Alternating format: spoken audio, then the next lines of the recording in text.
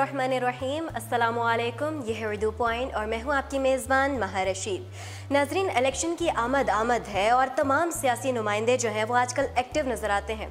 वो काम जो पहले कभी करना याद ना था, आजकल ज़ेर बहस वही मुद्दा नज़र आता है।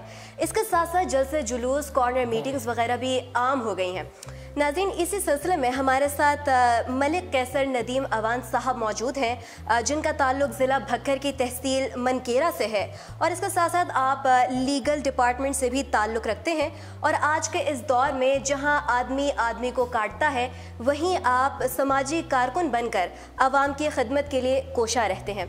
अस्सलाम वालेकुम सर। वालेकुम सलाम सर, खैरियत से हैं आप? जी मैं ठीक हूँ सर, सवाल मेरा आपसे ये है कि भग के सबसे बड़े मसाइल और पिछले अदवार में क्या क्या होता रहा है, इसके हवाले से कुछ आप बताइएगा।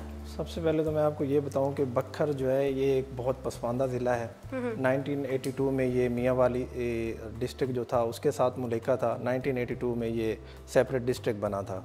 तो ये 4 तहसीलों पे मुश्तमिल है, जिसमें मनकेरा, बक्कर, खुद एक सिटी एक तहसील है, दरिया खान और कलूर कोट।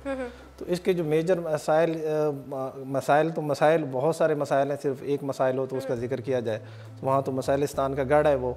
और वहाँ पे जो सबसे बड़ा इशू है वो डेवलपमेंट का है, जो ना होने के बराबर है वहाँ पे। और उसमें डेवलपमेंट में अगर हम नाम लें तो हाईवेज़ हैं और स्कूल्स हैं, यूनिवर्सिटीज़, कॉलेज तो कॉलेज है बराए नाम है, यूनिवर्सिटीज़ है नहीं वहाँ पे। तो ये वहाँ का मेजर जो मसला है सेहत, तालीम और डेवलपमेंट, ये तीनों वहाँ पे नहीं है। तो इस हवाले से सियासतदानों का क्या किरदार है? सियासतदानों का किरदार इसमें कोई ख़ास नहीं रहा है। पिछले अदवार में एक ही जो इंडिपेंडेंट्स थे वो वहाँ से इलेक्शन कंटेस्ट करते थे। इलेक्शन विन करने के बाद वो किसी भी सूबाई असम्बली में किसी भी पार्टी के साथ इलाक़ कर लेते थे और उनकी तवज्जो जो हल्के के ऊपर थी वो ना होने के बराबर होती है। और उन्होंने पिछले 25 अदवार में सिवाय कोई छोटे मोटे सड़कें बना देने और इंडिविजुअल काम करने के अलावा वहाँ उन लोगों ने कुछ नहीं किया है। रिसेंट पास में जो अभी टेनोर गुजरा है इसमें थोड़ी बहुत डेवलपमेंट हुई है और जब जनरल मुशर्रफ साहब का दौर था तब कुछ डेवलपमेंट हुई थी। अदरवाइज़ वहाँ पे कुछ सियासतदानों ने वहाँ पे कुछ डिलीवर नहीं किया है। तो आप मुझे बताइएगा कि सेहत और तालीम की क्या सूरत हाल है वहाँ पर? सेहत और तालीम के हवाले से ये है कि सेहत के हवाले से वहाँ पे हॉस्पिटल तो बना दिए गए हैं। स्पेशली मनकेरा की बात करते हैं, वहाँ हॉस्पिटल THQ है और THQ हॉस्पिटल में उन्होंने AC वगैरह और वो सफाई का निज़ाम और इस तरह की चीज़ें तो उन्होंने कर दी हैं, लेकिन वहाँ पे डॉक्टर्स नहीं हैं। मैं मिसाल देता हूँ, वहाँ आई स्पेशलिस्ट नहीं है, यूरोलॉजिस्ट नहीं है, रेडियोलॉजिस्ट नहीं है, फार्मासिस्ट की एक पोस्ट है, 8 पोस्ट हैं और एक वहाँ पे फार्मासिस्ट बैठा हुआ है। डॉक्टर्स वहाँ पे अवेलेबल नहीं होते। उन्होंने अपने प्राइवेट्स क्लिनिक के ऊपर फोकस किया होता है और जो आम आदमी है उसे वहाँ पे वो सहूलतें नहीं मिलती हैं। यानी बड़ी महदूद सहूलियात मौजूद हैं वहाँ पर? बिल्कुल ना होने के बराबर है। महदूद तो एक है, बिल्कुल ही नहीं है वहाँ पे इस तरह की सहूलियात। तो जिन सियासतदानों को वोट दिया गया था तो उनका रवैया कैसा रहा आवाम के साथ? उनका रवैया नहीं, वो मिलती ही नहीं है। और एक्चुअली इलेक्शन अभी हो रहा है तो वो दिन रात जाग रहे हैं, उनका ज़मीर भी जाग रहा है, मोबाइल भी ऑन होते हैं, ख़ुद भी जाग रहे होते हैं। लेकिन 25 जुलाई के बाद ये तीनों चीज़ें नहीं मिलेंगी और 25 जुलाई के बाद फिर लोग ढूंढते रहेंगे इन्हें 5 साल। ये वहाँ से इलेक्शन विन करते हैं और फिर डेरे लगा लेते हैं इस्लामाबाद और लाहौर में और वहाँ पे ये 5 साल में कभी जाके ये गवारा ही नहीं करते हैं कि वहाँ पे देख लें स्कूल्स की क्या हालत है, एजुकेशन का क्या है और जो रूरल एरियाज़ हैं वहाँ पे जो लोगों को मसाइल दरपेश हैं बिल्कुल उसको तो पसे पर्दा डाल देते हैं ये चीज़ें। तो आपने रूरल एरियाज़ की बात की, आप मुझे बताइएगा रूरल और अर्बन एरियाज़ में मतलब थोड़ा सा एग्जैजरेट करके मुझे बताइएगा कि वहाँ पे क्या एग्जैक्टली सूरत हाल क्या है, किन सहूलतों से वहाँ पर जो है ना आवाम मुस्तफ़ीद हो रही हैं और कौन? जो हमारे रूरल एरियाज़ हैं उनका सबसे बड़ा मसला तो उनके लिए रोड्स हैं। और वहाँ पे क्योंकि ये जो मनकेरा है बेसिकली ये डेजर्ट है, रेगिस्तान है और रेगिस्तान है कि जहाँ पे अगर वो सड़कें बना भी दी जाती हैं तो आंधी जब चलती है, तूफ़ान आते हैं तो वो जो रेत है वो सड़कों के ऊपर आ जाती है और वो रोड्स बिल्कुल बंद हो जाते हैं, जिसके लिए लोगों को आसानी से शहर तक पहुँच उनकी जो है वो बड़ी मुश्किल हो जाती है। बुनियादी सहूलियात ये हैं कि अगर 40 किलोमीटर की रेंज तक वहाँ पे कोई डिस्पेंसरी नहीं होती है, अगर किसी ने आना भी है तो वो THQ मनकेरा जो है उसको उन्होंने फोकस। THQ मनकेरा में भी सहूलतें ना होने के बावजूद है वो लोग बेचारे या तो बखर का रुख करते हैं या उन्हें झंग जाना पड़ता है। ट्रांसपोर्ट वहाँ है नहीं एक गाड़ी सुबह निकलती है एक गांव से, वो शाम को वापस जाती है। अगर आपने मिस कर दी तो आप मतलब आपको पूरा वो जो रात है आपको वो शहर में गुजारनी पड़ जाती है। या उसके अगर आपको कोई इमरजेंसी हो जाती है तो आपको कोई प्राइवेट सर्विस यूज़ करनी पड़ती है, आपको प्राइवेट टैक्सी लेके आपको वहाँ हॉस्पिटल तक पहुँचना पड़ता है। तो ये जितनी वहाँ पे क्योंकि ये तहसील मनकेरा जो बेसिकली पंजाब की सबसे बड़ी तहसील है रकबे के लिहाज से, और सहूलतें उसके मुताबिक नहीं है। अच्छा, ट्रांसपोर्टेशन के बारे में आपने बताया कि जैसे मिट्टी जो है वो रोड पर आ जाती है जिसकी वजह से गाड़ियाँ स्पेशली बंद हो जाती हैं, तो आप मुझे बताइए जो MMA रोड पर कोई हादसा पेश आया था, इसके बारे में बताइएगा। जी, MMA रोड एक हादसा वहाँ पे नहीं हुआ, वहाँ पे 20 हादसे हो चुके हुए हैं और उसमें सैकड़ों कीमती जानें जो है उनका ज़िया हुआ है बहुत। और ये अब का नहीं है, ये पिछले 3-4 साल का जो अरसा है उसमें ये रोज़ाना की बेसिस पे हादसा होते हैं। सियासतदान आते हैं, वहाँ जाते हैं, फ़ोटोग्राफ होता है, उनसे ताज़ियत की और बड़े बड़े दावे किए और आ गए। MMA रोड की जो सूरत हाल है वो मियाँ वाली मुल्तान को कनेक्ट करता है और बखर जो है उसके सेंटर में आता है। वो एक मेन रोड है जिसके ऊपर कोई तवज्जो नहीं दी गई। रिसेंट 10-15 साल उस रोड की जो हालत ज़ार है, अब भी अगर जाके वहाँ देखा जाए तो वहाँ पे मुश्किल हो जाता है ट्रैवल करना, और वहाँ पे कराची से इस्लामाबाद की जो ट्रैफिक है वो सारी वहीं से गुजरती है। तो उसके ऊपर एक तवज्जो नहीं दी गई है, वो एक बहुत ज़रूरी मसला है। उसके ऊपर अगर इनका ज़मीर जाग जाता है सियासतदानों का तो वो मेरे ख्याल में पहले हल होना चाहिए। तो आप मुझे बताइएगा कोई तारीख़ी किला है वहाँ पर मनकेरा में?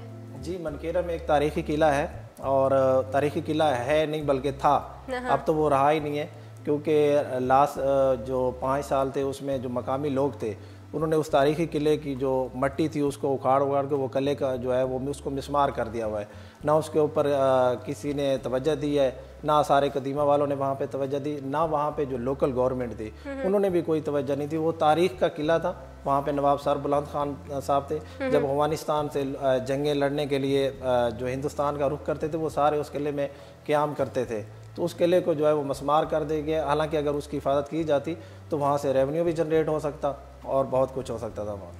अच्छा, इस इलाके की आबादी कितनी है? ये जो अगर तहसील मनकेरा की आबादी की बात की जाए तो ये लगभग 2.5 लाख आबादी का जी तहसील है, और जो ये सिटी है ये तकरीबन 15,000 से की आबादी पे मुश्तमिल शहर है। तो इस आबादी में जो नौजवान तबका है इनकी मुझे ख़ास तौर पे बताइएगा कि इनके क्या मसाइल हैं, किन मसाइल से ये लोग ज़्यादातर दो चार होते हैं? नौजवानों के लिए सबसे बड़ा जो है उनके लिए ज़रूरत है वहाँ पे कॉलेज और यूनिवर्सिटीज़ की। यूनिवर्सिटी तो वहाँ है नहीं, पूरे बखर में नहीं है। एक प्राइवेट यूनिवर्सिटी है वो आए हुए हैं, लेकिन कोई गवर्नमेंट यूनिवर्सिटी वहाँ नहीं बनी। कॉलेज अगर बने हैं तो कॉलेज में वो सहूलतें नहीं हैं, ना कंप्यूटर है ना लैब हैं, उन्हें कोई भी सहूलतें ऐसी नहीं दी गई। और सेकंड ये वहाँ पार्क्स नहीं है जो ज़रूरी हैं, खेल के ग्राउंड है वो नहीं है, पार्क्स भी नहीं है और ग्राउंड भी नहीं बनाए गए। एक भी नहीं पार्क्स बनाया गया, ना एक ग्राउंड बनाया गया। अगर कोई बनाया भी है तो वो भी खंडर बना हुआ है, यानी एंटरटेनमेंट का कोई जरिया नहीं है। हालांकि वहाँ पे लोगों के अंदर बहुत टैलेंट है, क्रिकेट है, कबड्डी है, हॉकी है, उन लोगों के अंदर बहुत टैलेंट है। मैंने खुद देखा है वहाँ लड़कों को, वो बेचारे किस तरह वहाँ पे सर्वाइव कर रहे होते हैं। तो मुख्तलिफ अदवार जो गुजरे हैं हुकूमत के, इसमें कोई काम नहीं किया गया, मतलब कोई भी नहीं? कोई भी नहीं किया गया। इसमें अनफॉर्चुनेटली मियाँ शहबाज शरीफ जो है वो बखर से खुद लास्ट जो इससे पिछला टेनोर था वो बखर से इलेक्ट होकर वो वज़ीर आला पंजाब रहे हैं, और उन्होंने कभी इलेक्शन के लिए भी नहीं गए और उसके बाद भी वो कभी बखर नहीं गए, जाके उन्होंने कभी तवज्जो ही नहीं दी थी। तो वहाँ पे अरकान असम्बली से तो गिला, फिर जहाँ पे वज़ीर आला में तवज्जो नहीं दी है। इस हवाले से गुर्बत और बेरोज़गारी तो आम होगी। गुर्बत और बेरोज़गारी तो वो अपनी इंतहा पे है, वो बुलंदियों के ऊपर है। जब आप वहाँ पे एजुकेशन नहीं होगी, वहाँ आप उनको सहूलतें नहीं देंगे तो वो कैसे एजुकेट होंगे और कैसे वो बढ़ के आगे अपने शहर की डेवलपमेंट या अपने इलाके की तरक्की के लिए वो आगे जा सकते हैं। अच्छा कैसर साहब, मुझे बताइएगा कि जैसे मौसम तब्दील होता है, आजकल भी हम देख रहे हैं, हमें पता ही नहीं होता, बारिश हो जाती है, अल्लाह की रहमत है बारिश। तो वहाँ पे जो मौसम तब्दील होता है इसके बारे में बताइएगा कि फ़सलों पर और ज़राअत पर क्या असर पड़ता है? हाँ, ये आपने बड़ी अच्छी बात की है उसकी, क्योंकि वो जो ज़राअत है वहाँ पे जो सारा दारोमदार है वो चने की फसल के ऊपर होता है। और पिछले कोई 5 से 6 सालों में मौसमाती जो तब्दीलियाँ हुई हैं उसकी वजह से वहाँ जो बारिशों का शेड्यूल था वो बिल्कुल मुतासर हो चुका हुआ है। जो बारिशें अगर दिसंबर में होती थी तो वो अब या तो अगस्त में हो जाती हैं, या जब फसल पक चुकी होती है तब होती है। तो फसलों की हालत बहुत ख़राब है, और गवर्नमेंट ने भी उन्हें कुछ ऐसा वहाँ पे लोगों को फीडबैक नहीं दिया। कि कोई वहाँ उनको टैक्स की छूट दी जाती या उन्हें कुछ ऐसे बीज वहाँ मुहैया किए जाते जिससे वो अपनी फसलें बेहतर कर सकते। तो मैं तो ये डिमांड भी बल्कि करता हूँ कि पंजाब गवर्नमेंट के वो वहाँ पे तवज्जो दें और उस इलाके को टैक्स फ्री जोन करार दें। ठीक हो गया। थल कैनाल के बारे में बताइएगा। थल कैनाल एक बहुत अच्छा मंसूबा था, ये जनरल मुशर्रफ साहब के दौर में ये बना था और लोगों को एक उम्मीद हुई थी कि ये थल कैनाल बनने के तो लोगों की फसलें और उनके जो ज़मीनें हैं वो आबाद हो जाएंगी। लेकिन अनफॉर्चुनेटली पीपल पार्टी के दौर में वो जो ग्रेटर थल कैनाल है वो बंद कर दिया गया था और वो आज तक खुश्कसाली है और उसकी भी एक बड़ी वजह है वहाँ पे जो है लोगों की बेरोज़गारी और वहाँ पे फसलों के ऊपर जो है असरअंदाज हुई हैं ये चीज़ें।